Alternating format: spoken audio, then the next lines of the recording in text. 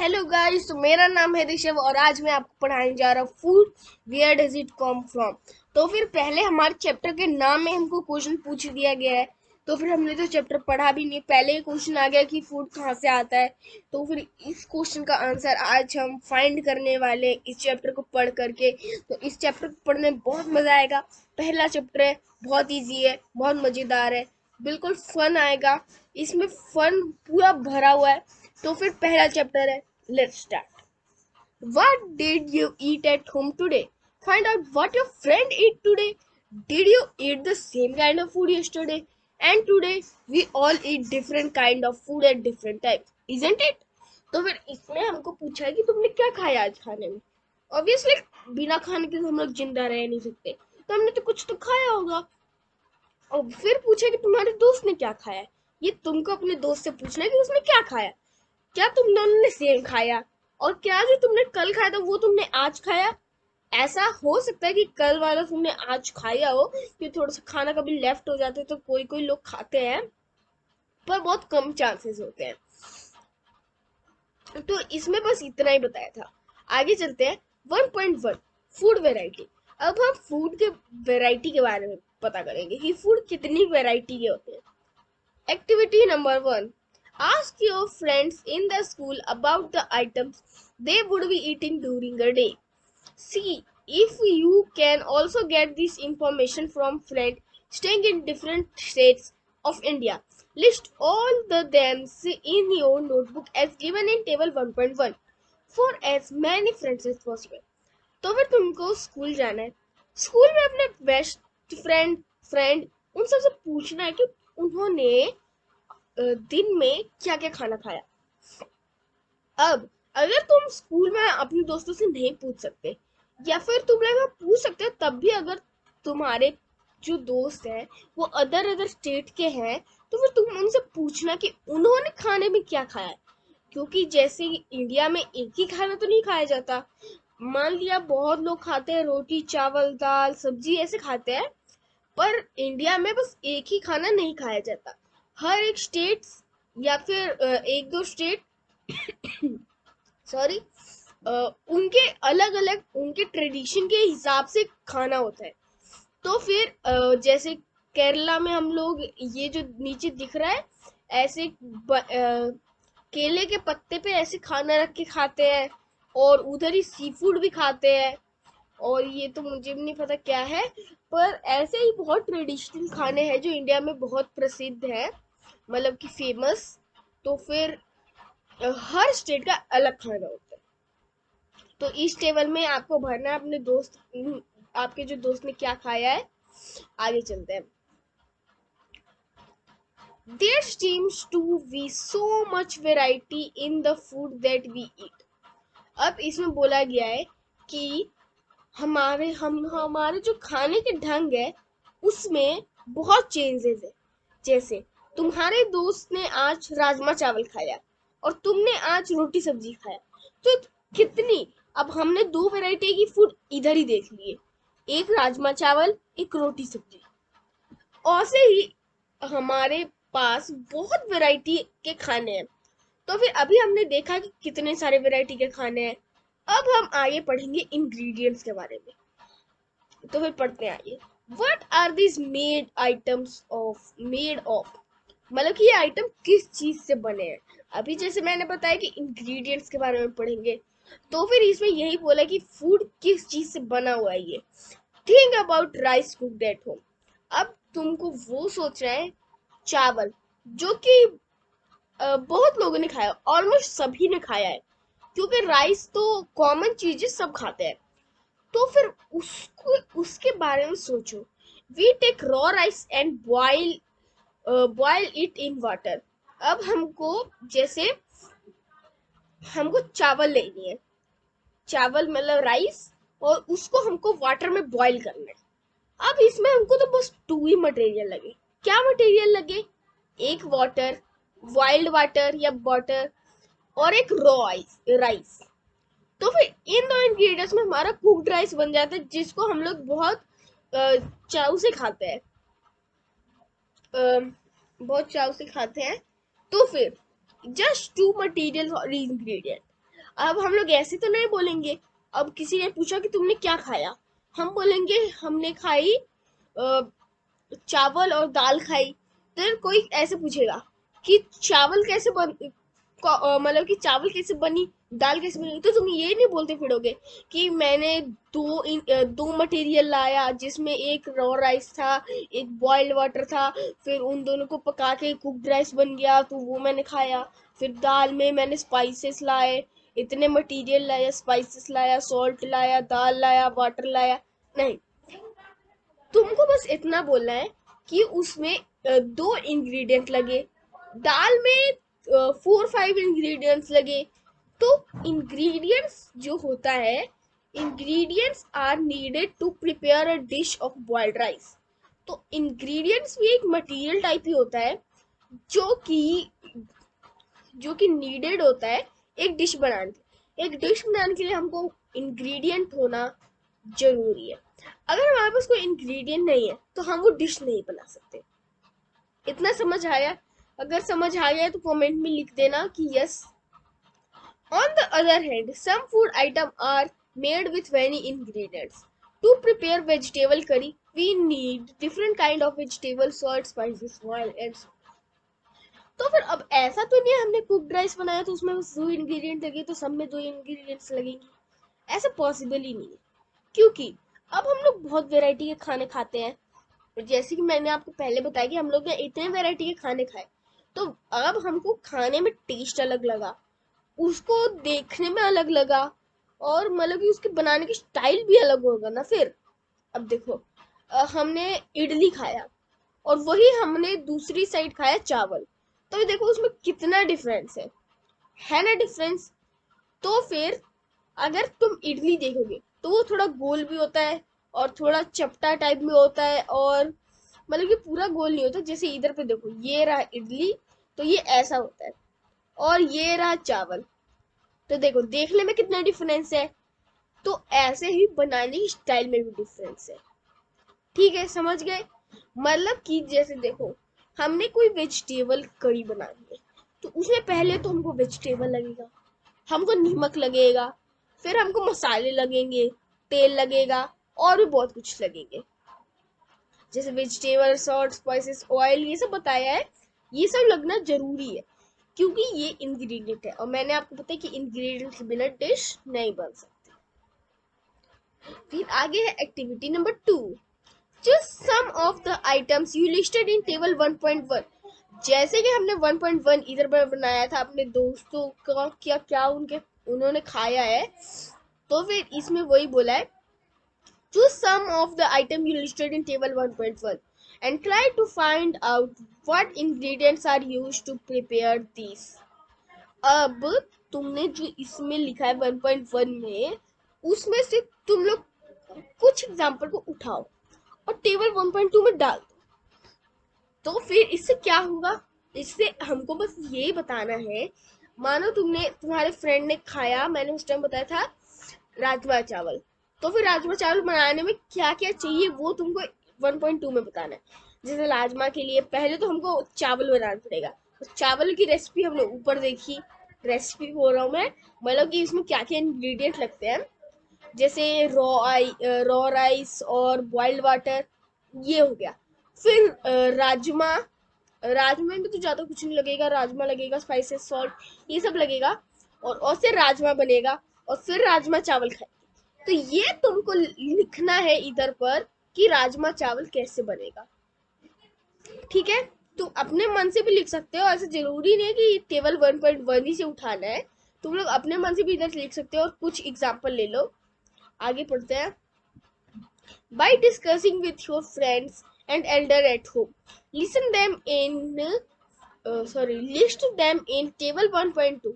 Some examples are given here, add some more items to the list।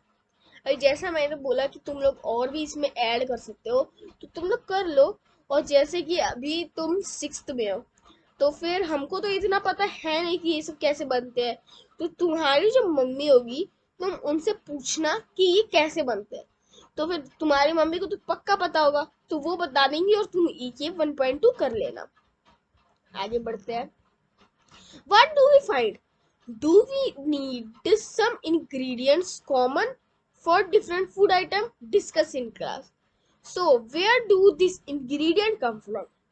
अब जैसे कि हमने देखा कि इंग्रेडिएंट अलग अलग लगता है, क्या तुमने सेम इंग्रेडिएंट लगा के एक ही इंग्रेडिएंट लगाया और दो डिशेस बना दी? ऐसा पॉसिबल है?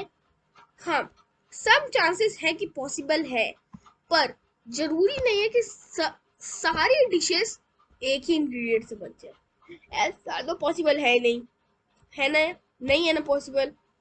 इसलिए फिर हमको इधर पे एक क्वेश्चन पूछ दिया जो कि तुम लोगों को कमेंट में बताना है, where do this ingredient come from? अब हमने ये देखा कि हम लोग फूड खाते हैं, तो फूड बनता कैसे है? तो फूड बनता है इंग्रेडिएंट से। और इधर पूछ दिया इंग्रेडिएंट कैसे आता है। अब हमको कैसे पता चलेगा कि इंग्रेडिएंट कहाँ से आता है?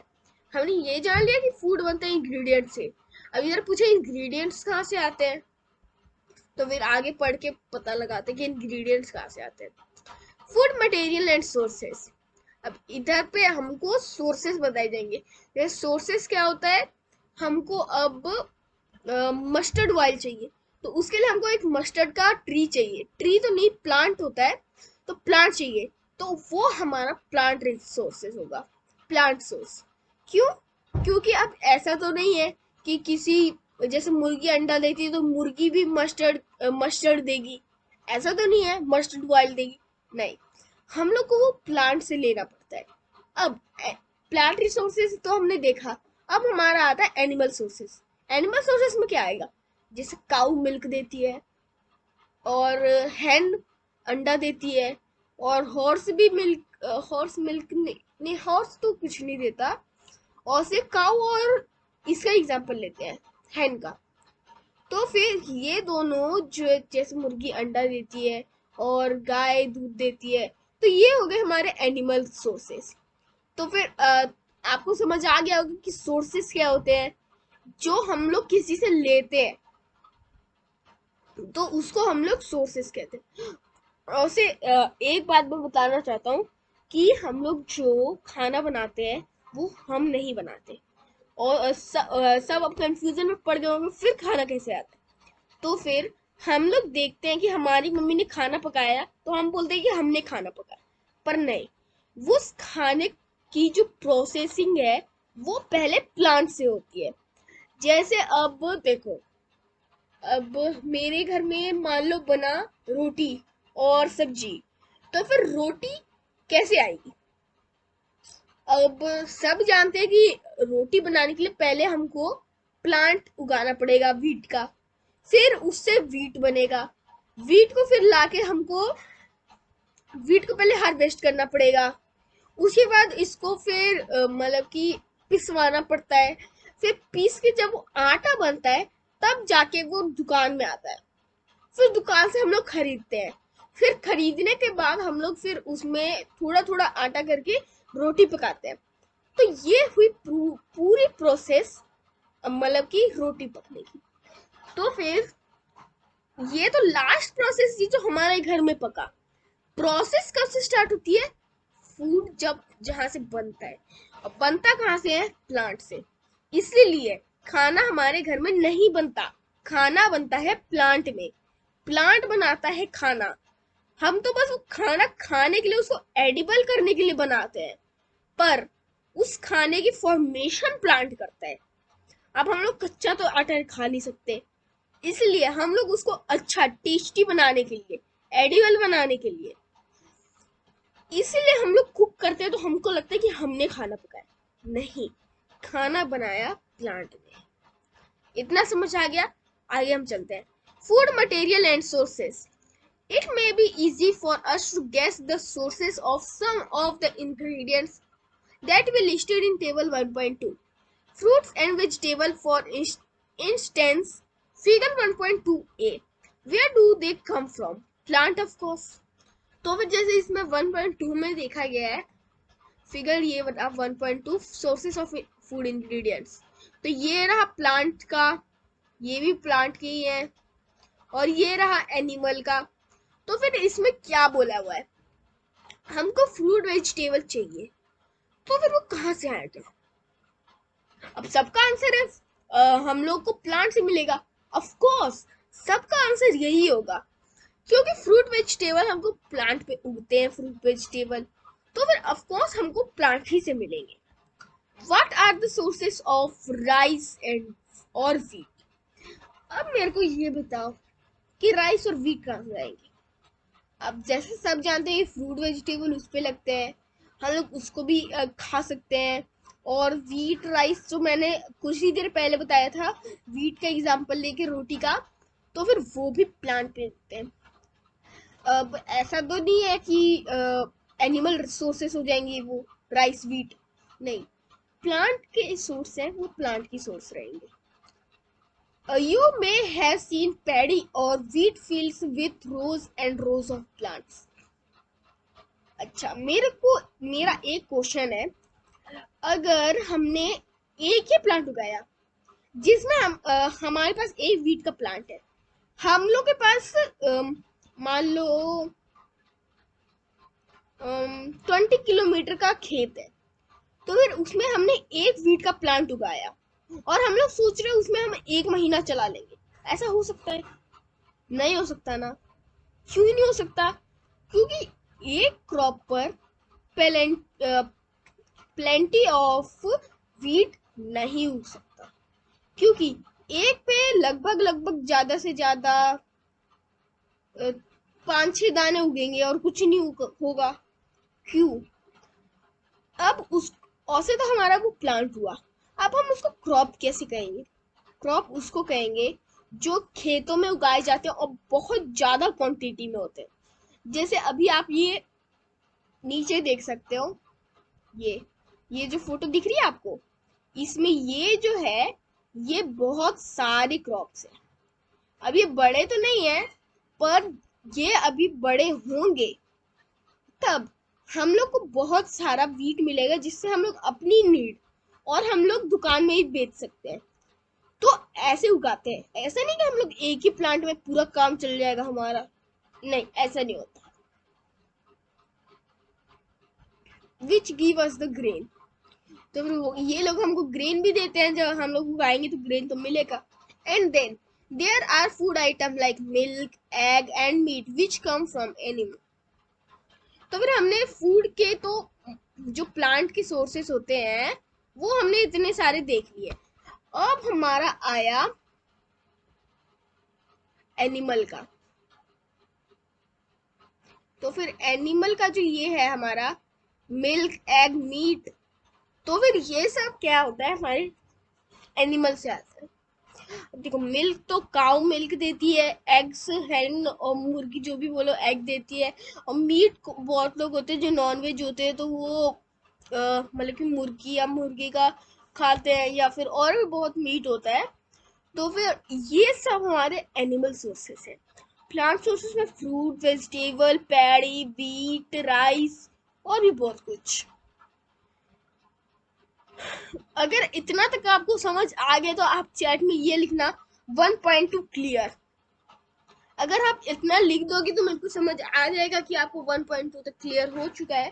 तो फिर आगे हम लोग बढ़ते हैं, हम लोग एक बार देख लेते हैं ये चैप्टर है कितना बड़ा। तो फिर इसमें एक्टिविटी 6 तक है, नहीं 7 तक, और हम लोग अभी पहुंचे एक्टिविटी नंबर 3 पर।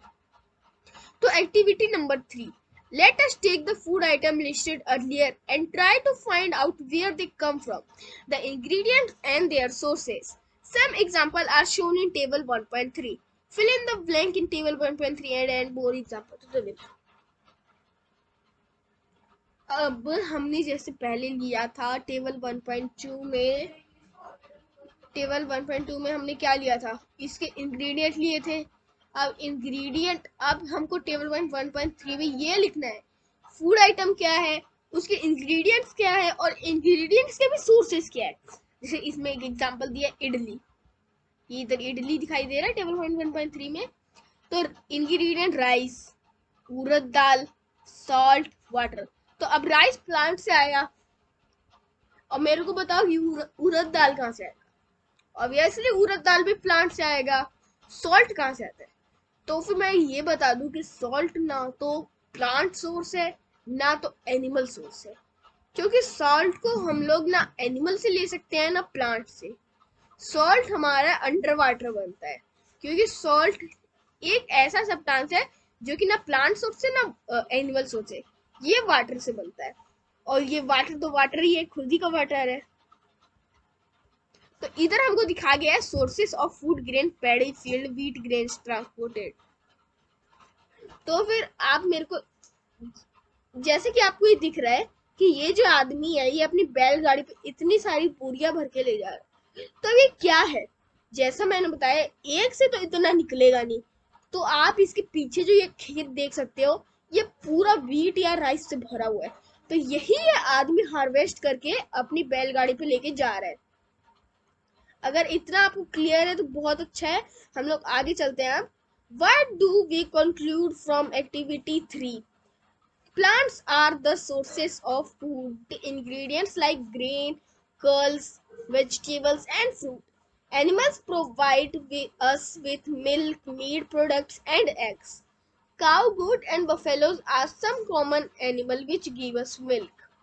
तो फिर जैसे कि हमको एक्टिविटी 3 में पता चला कि plant are the sources of food ingredient like grain, curls, vegetable, fruit. हमको ये पता चला कि जो प्लांट है वो इन सब चीजों का सोर्स है। तो फिर एनिमल हमको क्या देते हैं? एनिमल हमको देते हैं मिल्क, देते हैं मीट प्रोडक्ट, देते हैं एग, देते हैं। तो काऊ, गेट, गोट और बफेलो जो है ये सब मेन एनिमल्स है जो कि हमको मिल्क देते हैं। तो फिर आगे है milk and milk products like butter, cream, cheese, and curds are used all over the world. Can you name some other animals which give us like milk? तो फिर देखो, हम लोग तो ऐसा तो नहीं है कि हम लोग दूध बस पियेंगे या हम लोग कुछ भी यूज में लाएंगे, नहीं। हम लोग के पास और भी प्रोडक्ट्स हैं जो कि मिल्क से बनता है, खाली मिल्क नहीं है। अब देखो, जैसे मिल्क से हम लोग पनीर बना सकते हैं, बटर बना सकते हैं, और हम लोग कर्ड बना सकते हैं, क्रीम बना सकते हैं, चीज बना सकते हैं। ये सब भी मिल्क के प्रोडक्ट्स ही हैं। तो फिर ऐसा तो नहीं है कि हम लोग बस मिल्क मतलब कि पीने के काम में लाते हैं और हम लोग पनीर बनाएंगे, हम लोग खा सकते हैं, चीज खा सकते हैं, बटर खा सकते हैं और कर्ड भी खा सकते हैं। तो फिर ये एक क्वेश्चन है जो कि बुक वालों ने दिया है, और मैं भी एक क्वेश्चन आपको दे रहा हूँ कि can you name some other animal which give us milk. मैं इसको हाईलाइट कर देता हूँ, ये आपके लिए क्वेश्चन है, can you name some other animal which give us milk. तो फिर अगर आपको इतना समझ आया तो आप लिख देना कि ऑल क्लियर, बस आप इतना लिखना, ऑल क्लियर। तो फिर आज की वीडियो के लिए बस इतना ही। अगर आपको अच्छा लगे तो लाइक, शेयर, सब्सक्राइब जरूर करना। अगर आपको पार्ट 2 चाहिए तो फिर इस वीडियो पर 30 लाइक्स करवा देना और सब्सक्राइब जरूर करना। आप सब्सक्राइब करो, आपको पार्ट 2 मिल जाएगा जल्दी ही, 1-2 दिन में।